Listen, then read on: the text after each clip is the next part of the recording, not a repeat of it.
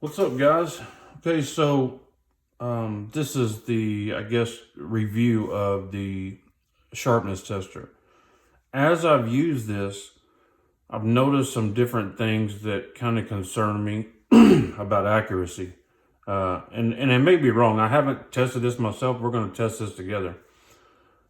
What I've done is mark these two knives in the exact same spot. Okay, so the Chris Reeves has been used a little bit. I carried it for a couple weeks, opened some boxes, envelopes, but I stropped it before we started, which should bring it back to pretty sharp. And this one has been used very little, maybe opened a box and maybe a couple of envelopes. So I'm gonna set the Chris Reeves aside for now. We're gonna focus on the sharpest knife. I have the string already set. I wanna test this thing to see. I want to take 5 measurements on each knife and see what the difference is. Medford. And see what we come up with. So one of the variables is taking it in different spots. You can get different readings. So I marked it so we test the same spot every time. So here we go.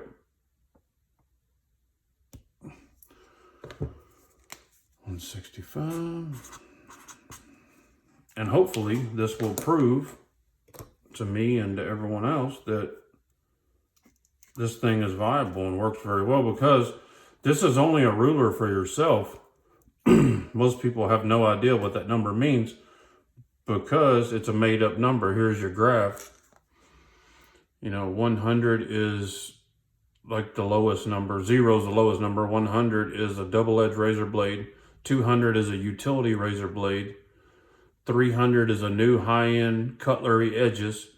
And I don't think anybody would care if you're above that, because that's high-end cutlery edge is not sharp to most of us. New high-end cutlery edge is not. I sharpen my knives when I get them, so that's not acceptable to me. But I'm a knife sharpener, so. Test number 2. Let me straighten this up. We want to make sure this is as perfect as it can be. Test number 2. Medford. 165, looking good. All right.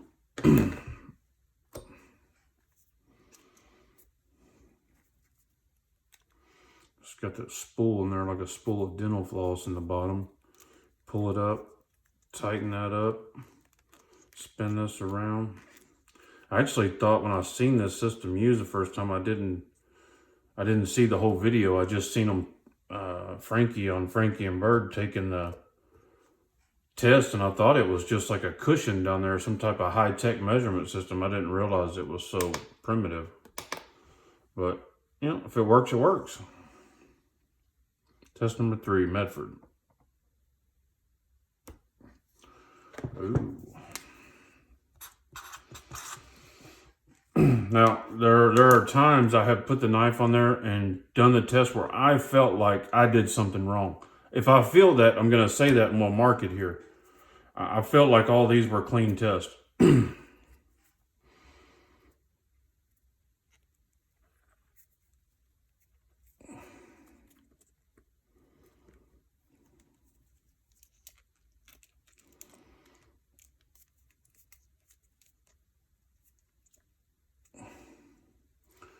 Good and tight.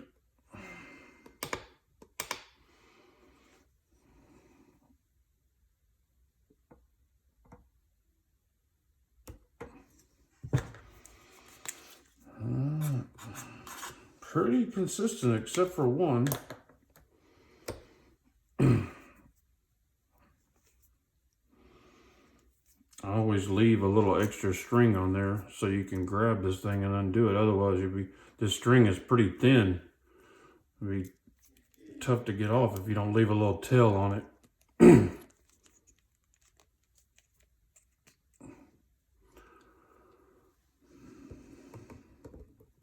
I want to try a couple other things and do it loosely and see if putting that string on there loose gives us a different measurement. All right, final test for the Medford. 165. Now those are pretty accurate. Okay. I'm happy with this. That's a sign of a positive result. I don't know what you guys think about it, but I think that's a good one. Now, let's test it with it just semi. I'm just going to hang it down there, halfway, pull it tight, not even pull any pressure on it, and then just tighten that up tight. Oh, no, I'm going to have to pull some pressure on. Oh, that's not tight. That's why. Pull it halfway tight and then just tighten the crap out of that. Okay, so it's kind of taut. It's tight. It's taut enough to where the line is straight. Let's see if we get a different measurement.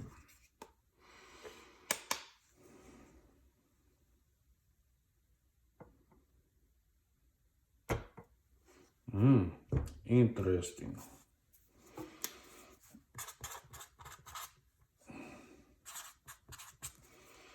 Okay, let's do it again because we know that one test is not a good measurement with this tool.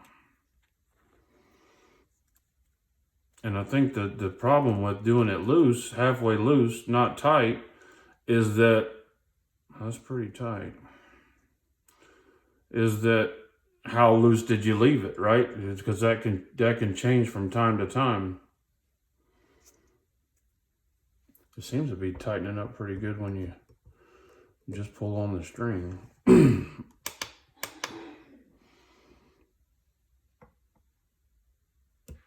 240. I'm just gonna do 3.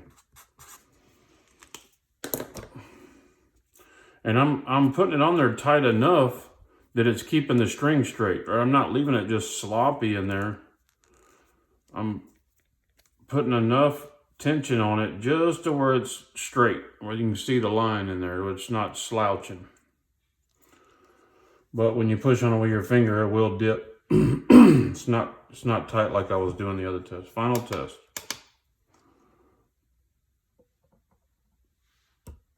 $220. All over the place.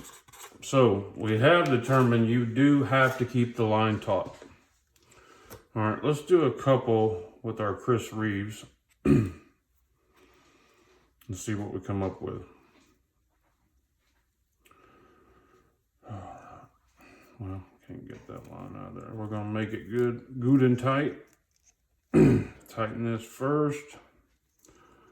Then we'll wrap it around good and tight. Test it. It's not very tight. Our other string is in the way here. There we go. Okay, tight. Not in the valley.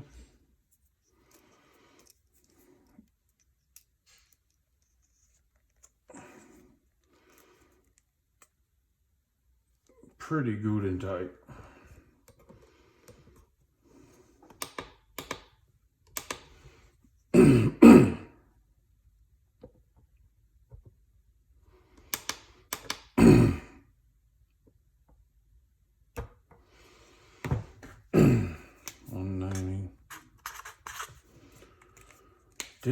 I felt like maybe that one just wasn't tight enough, but we'll see. That's the knife I've used a little more. Oh wait, we're supposed to be doing the Chris Reeves, not that one. Let me set that to the side.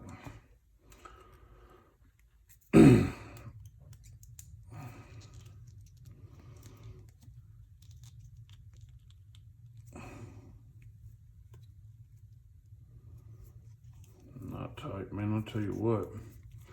You really have to pay attention to this thing and make sure that line is tight, because just letting up for a second takes the tension out of it. All right. Now, Chris Reeves.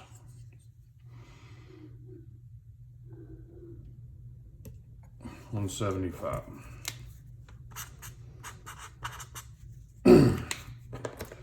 All right, test number deuce. Chris Reeves.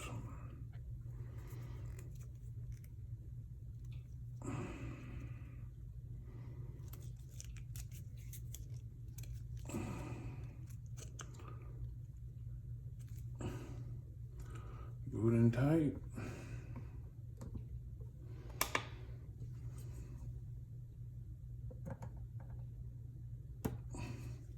$175. Okay, final test.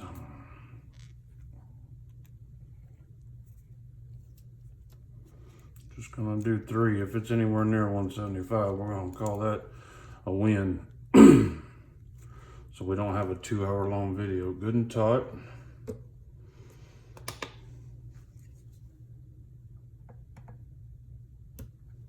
$165. Close enough. Okay, results.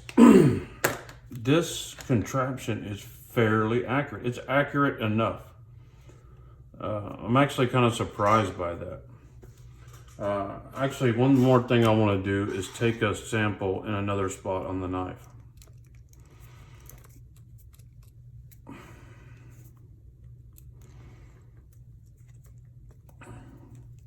Well, if I was using those cartridges, I'd probably went through a box of them by now.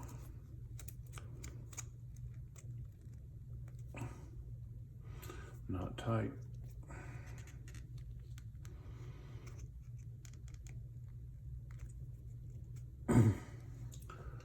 All right, let's get our Medford and let's test in a different spot.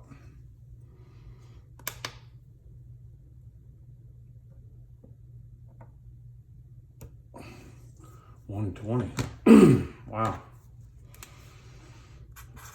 I guess we'll do one more just for control, because that's a huge difference. And that's you know, this is more near the belly. That's part of the knife's getting used more. I figured the part near the belly would be sharper, but I was wrong.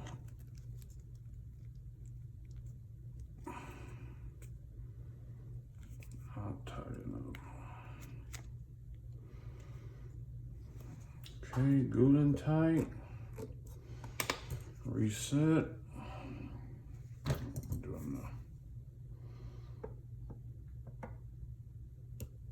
110. Guys, I'm going to call this machine accurate. When I first sharpened this one, I believe I got in the 110 to 100 range. I got a couple of 80s. It was kind of all over the place. I did notice when you get the knife sharper, when it gets down to the very fine increments, like when you get down, 60 was the lowest reading I've gotten. I only got that reading once. I got 60, 65, 80, and 75, I believe, on that one. Somewhere in those, it was quite a range. It seems when you get up around 100 or more, it's more accurate. It stays the same. So I think the conclusion is, if it reads 60, you know you got a sharp ass knife. You don't have to worry about it. Trying to find out if a knife is a 50 or a 60, if you're comparing two knives to see which one's sharper, that may be a little difficult. That may take a lot of tests. Important things are to keep your line taut good and tight, and to test the knife in the same spot at least 3 times to confirm you're getting an accurate reading and that you're getting your line in the right place. But I'm gonna call this a good tool. It's a good measuring tool. For instance, edges in need of maintenance is up at 400. So when you're getting readings down in the 100, you're doing good. I mean, that's a sharp knife. It's as sharp as anyone needs it. Most of us are not trying to win a contest here for how sharp it is. I can tell you from my readings, anything under 200 is hair shaving, easily hair shaving. I mean, like where it'll just take a ton of hair off. So anyway, if you guys are interested in that, if you sharpen knives professionally, it might be a good thing to get to show your customers that their knife is sharp before you send it back. For, you know, 100 and something bucks. I think this one was 170-ish, and then there's a lower one. The one with the cartridges was like 140-ish or something like that. So check it out. I'll post a link in the description. You guys have a great day. God bless you and your family. Say a prayer for our country. Good night.